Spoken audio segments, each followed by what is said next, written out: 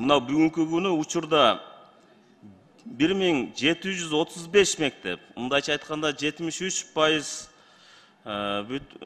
бүтүн 92%, Кыргызстан боюнча мектеп окуучулары 7 сомдон ысык тамакка бөлүнгөн экен.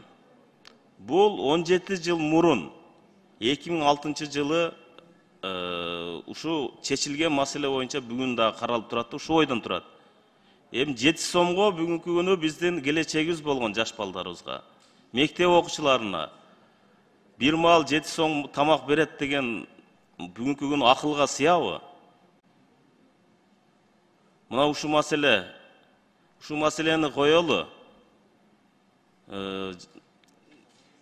Жанагы миллиондоп, 100 миңдеп акча алгандар токтотуп эле, ушу келечекте болгон, бизди келечегибизде үмүтүбүз чоң болгон ушу мектеп окуучуларына тамак ашты көтөрүүнү мен сунуш кылат элем. Протоколдук тапшырма берем мен сиздергечи.